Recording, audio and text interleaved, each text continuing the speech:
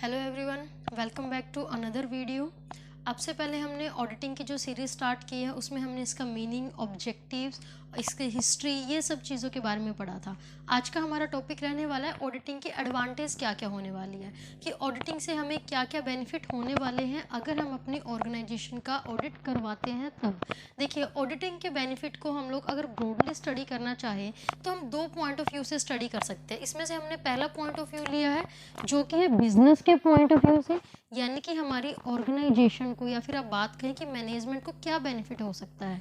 और दूसरा जो हमारा व्यू पॉइंट रहने वाला है वो रहने वाला है इन्वेस्टर के पॉइंट ऑफ व्यू से। एज यू नो, मोस्टली जो बिजनेस फॉर्म्स होते हैं या जो हमारी कंपनी फॉर्म ऑफ ऑर्गेनाइजेशन है उसमें हमारी मैनेजमेंट और जो ओनरशिप है ये दोनों सेपरेट होती हैं। तो उन दोनों पर्सपेक्टिव से हम लोग पढ़ने वाले हैं कि दोनों पार्टीज़ को ऑडिटिंग से क्या क्या बेनिफिट होने वाले हैं।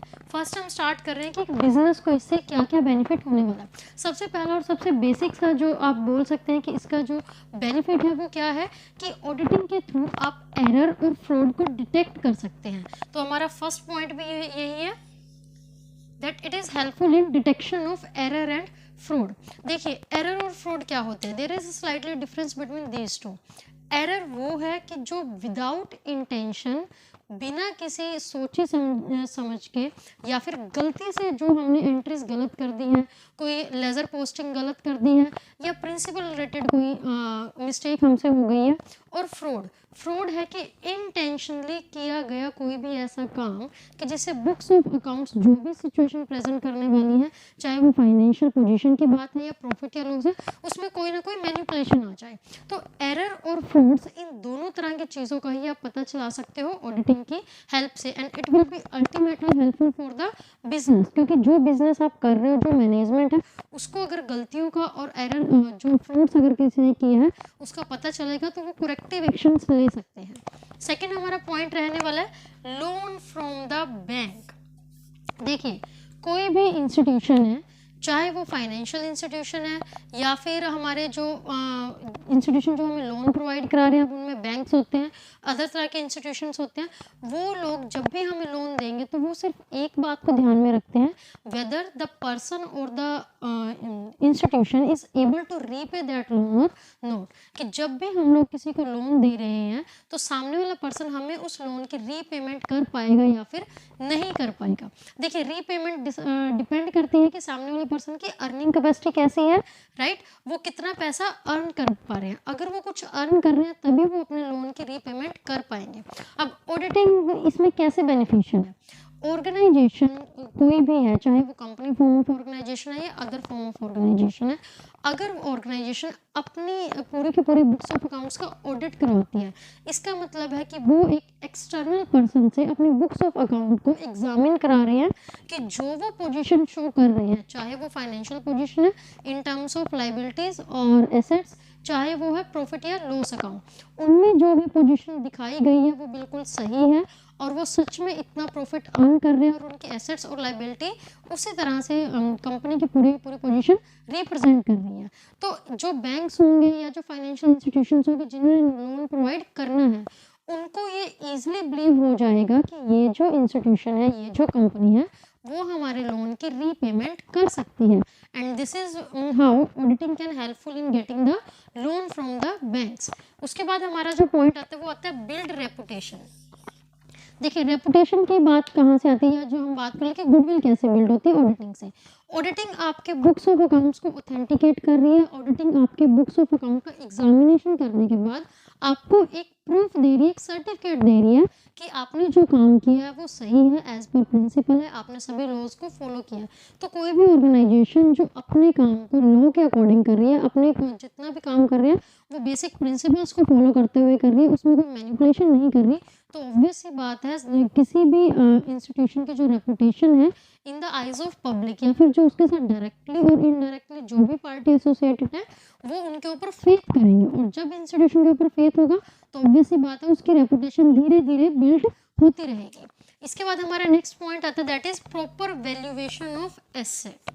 देखिए, वैल्यूएशन ऑफ एसेट का मतलब क्या है कि आपने अपनी बुक्स ऑफ अकाउंट में जो भी वैल्यू दिखाई है, यानी कि बैलेंस शीट में एसेट्स की जितनी वैल्यू आपने दिखाई है उस चीज़ को चेकआउट करना कि क्या वो सही है या फिर नहीं है। बहुत सारी सिचुएशन ऐसे हो सकती है कि इंस्टीट्यूशन अपनी जो बुक्स ऑफ अकाउंट्स हैं उसमें वैल्यू को या तो ओवर एस्टिमेट कर दे या फिर अंडर एस्टिमेट कर दे। तो एज यू नो हमारे पास अकाउंटिंग करते टाइम जो हमारी एसेट्स हैं उनकी वैल्यू फाइंड आउट करने के बहुत सारे तरीके हैं, लाइक मार्केट रेट हमने लेना है या फिर आप बात कर सकते हैं कि हमें बुक वैल्यू कंसीडर करनी है। तो इन दोनों में से जो भी सुटेबल है आप अपने अकॉर्डिंग लिखते हैं। लेकिन जब हम ऑडिट करते हैं तो हम लोग प्रॉपर एक सिस्टमेटिक वे में पर्टिकुलर एसेट की वैल्यूएशन डिसाइड करते हैं और इनके लिए भी डिफरेंट टूल्स हैं हमारे पास और डिफरेंट टेक्निक्स हैं। नेक्स्ट जो हमारे पास आता है that is update account. Update account का मतलब क्या है? देखिए, जब भी हम ऑडिटिंग की बात करते हैं तो ऑडिटिंग में आप अपने प्रीवियस ईयर के बुक्स ऑफ अकाउंट का ऑडिट करा रहे हैं।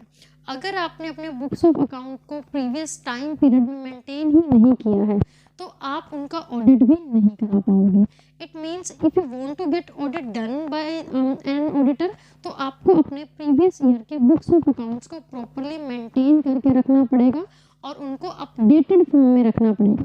कभी भी ऐसा नहीं होता कि आज के टाइम में आज से 5 या 10 साल पहले का ऑडिट कंडक्ट कर रहे हो। यूजुअली हमारे पास जो प्रैक्टिसेस हैं वो हम क्या करते हैं कि जैसे ही आपका ईयर एंड होता है, आफ्टर अ ईयर एंड आप अपने बुक्स ऑफ अकाउंट्स का ऑडिट कराते हो। और वैसे भी कंपनी लॉ के अकॉर्डिंग जो हमारे पास कंपनीज एक्ट है, एज पर कंपनीज एक्ट एक बार साल में अपने बुक्स ऑफ अकाउंट्स को ऑडिट कराना कंपलसरी है फॉर द कंपनीज। तो उस केस में आपने अपनी बुक्स ऑफ अकाउंट्स को प्रॉपर्ली अपडेट रखना ही पड़ेगा। और अगर आप ऑडिटिंग पर्सपेक्टिव से बुक्स ऑफ अकाउंट को अपडेट रखते हो तो ऑब्वियसली आप अपने बिजनेस के सभी सिचुएशन को ईजिली एनालाइज कर सकते हैं। लास्ट हमारा इसमें पॉइंट आता है that is suggestions for improvement. देखिए, ऑडिटिंग के बिहाफ पे आप क्या कर सकते हैं कि जो भी ऑडिटर है वो आपको फ्यूचर के जितने भी एक्शंस है, फ्यूचर में आपको किस तरह से काम करना चाहिए, इस पूरी की पूरी आपके बुक्स ऑफ अकाउंट्स को स्टडी करके वो फ्यूचर में आपको सजेशन दे सकता है कि आपको किस तरह से अपने बुक्स ऑफ अकाउंट को मेंटेन करना है या फिर कहाँ पे आप मिस्टेक कर रहे हैं उनको आप कैसे रिवाइव कर सकते हैं। So this can only possible जब आप ऑडिटिंग कराओगे, आपके बुक्स ऑफ अकाउंट्स का प्रॉपरली एनालाइज होगा, एग्जामिनेशन होगा। तो ये जो सारे के सारे बेनिफिट थे वो थे बिजनेस पर्सपेक्टिव से। अब हम बात करते हैं सेकंड जो हमारा है इन्वेस्टर पर्सपेक्टिव से। देखिए, इन्वेस्टर वो लोग हैं जिन्होंने आपकी कंपनी में पैसा इन्वेस्ट किया, यानी कि शेयर होल्डर। अब शेयर होल्डर को ऑडिटिंग कराने का क्या बेनिफिट है? सबसे पहले क्या है इसमें, प्रोटेक्ट इंटरेस्ट। देखिए, शेयर होल्डर का एक जो मेन इंटरेस्ट रहता है किसी भी कंपनी में वो क्या है कि उनको एक फेयर रेट ऑफ रिटर्न जो है वो मिले। फेयर रेट ऑफ रिटर्न किस फॉर्मेट में होता है? That is in the form of dividend. अब देखिए, मैनेजमेंट ने जो पैसा कमाया है, मैनेजमेंट ने जो प्रॉफिट्स अर्न किए हैं, हो सकता है मैनेजमेंट उनमें से एक फेयर रेट ऑफ रिटर्न अपने शेयर होल्डर्स को प्रोवाइड ना कर रही हो सकता है वो प्रॉफिट्स में से अननेसेसरी रिजर्व्स क्रिएट करके रख रहे हो या फिर अलग प्रोविजंस बना के रख रहे हो कि जिससे उनको शेयर होल्डर का जो पैसा है in the form of dividend कम देना पड़े। ऑडिटिंग करते टाइम ऑडिटर इन चीज़ों का ध्यान रखते हैं कि as per the earning capacity क्या शेयर होल्डर को डिविडेंड दिया भी जा रहा है या फिर नहीं दिया जा रहा। कहीं इस तरह की सिचुएशन तो नहीं है कि प्रॉफिट्स तो अच्छा हो रहा है बट डिविडेंड जो है शेयर होल्डर को वो कम दिया जा रहा है। वन मोर थिंग, जो ऑडिटर की अपॉइंटमेंट है वो शेयर होल्डर की मर्जी से ही होती है। ऑब्वियस ही बात है, जो पर्सन अपॉइंट करेगा तो उनके इंटरेस्ट को प्रोटेक्ट करना तो one of the prime you can से objective of the auditor. Second इसके पास जो बेनिफिट मिलेगा वो है मोरल चेक।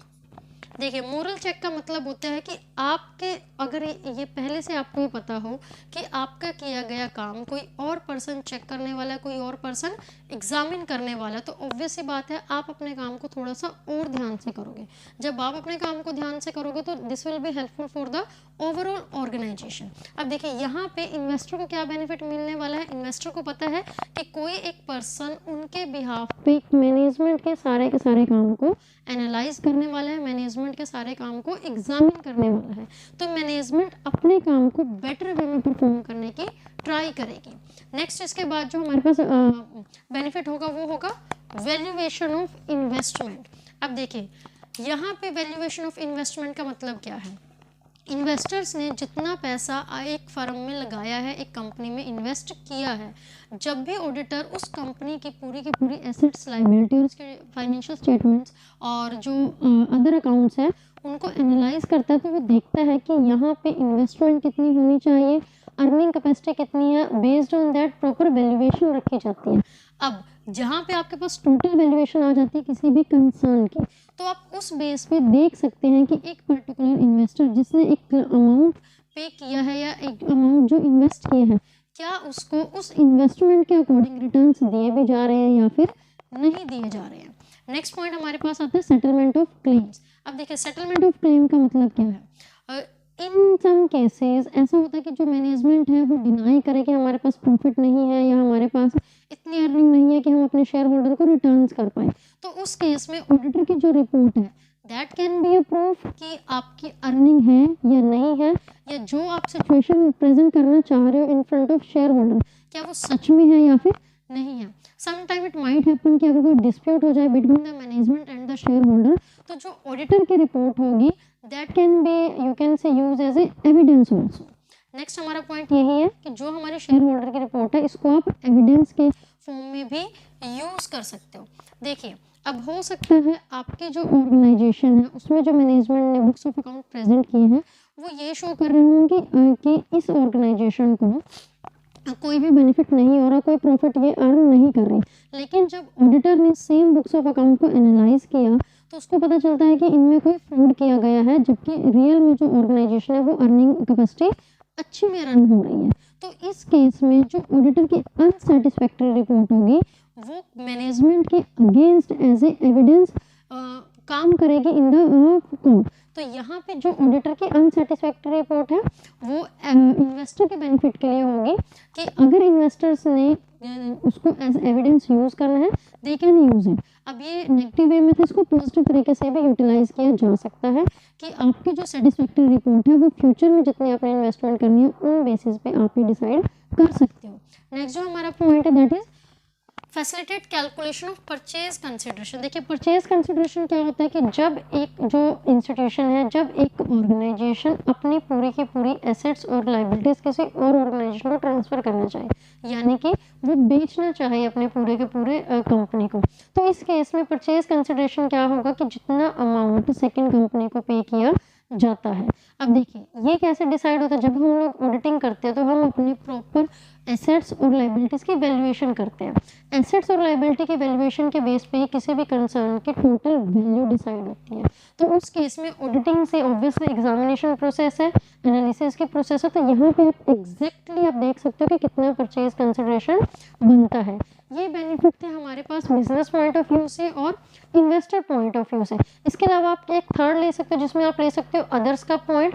अब अदर्स में क्या बेनिफिट हो सकते हैं, देखिए जितना भी आप ऑडिटिंग का काम कर रहे हो ये आपके टैक्सेस के लिए हेल्पफुल हो सकता है। टैक्सेस के लिए कैसे कि आप जो अपनी कंपनी के बुक्स ऑफ अकाउंट्स बना रहे हो उनसे रिलेटेड जब आप ऑडिटिंग रिपोर्ट प्रेजेंट कर रहे हो तो गवर्नमेंट को टैक्स आपको पे करना है, तो आप जो ऑडिटर की रिपोर्ट है उसको एज ए प्रूफ रख सकते हो कि हम जो टैक्स पे कर रहे हैं वो हम अपनी एक्चुअल अर्निंग के अकॉर्डिंग ही पे कर रहे हैं। तो जो ऑडिटिंग है वो टैक्सेशन में भी आपको हेल्प कर सकती है। अपार्ट फ्रॉम दैट जो डिफरेंट स्टेक होल्डर हैं इन्वेस्टर्स को छोड़ के, लाइक आपके वर्कर्स हैं और आपके क्रेडिटर्स हैं, तो इनके पास भी आप ऑडिटिंग की रिपोर्ट का यूटिलाइजेशन कर सकते हो। क्या जैसे कि जो आपके एम्प्लॉयज़ हैं या वर्कर हैं उनको चाहिए कि आप उनको अपार्ट फ्रॉम रेम्यूनरेशन प्रॉफिट से कुछ शेयर कुछ पार्ट एज बोनस दें, तो दे कैन एनालाइज कि जब ऑडिटिंग की रिपोर्ट अगर सेटिस्फैक्ट्री होगी और अकॉर्डिंगली आपको पे किया जा रहा है या नहीं किया जा रहा है, तो वो भी इस चीज़ को एज बोल सकते हो कि अपने एनालिसिस के लिए यूटिलाइज कर सकते हैं कि जितना वो गेन कर रहे हैं वो एज पर कंपनी कैपेसिटी वो सिमिलर तरह से गेन कर पा रहे हैं। तो ये थे सारे के सारे बेनिफिट। आई होप आपको ये क्लियर हो गया होगा। Still if you have any doubt you can write down in the comment section. Thank you.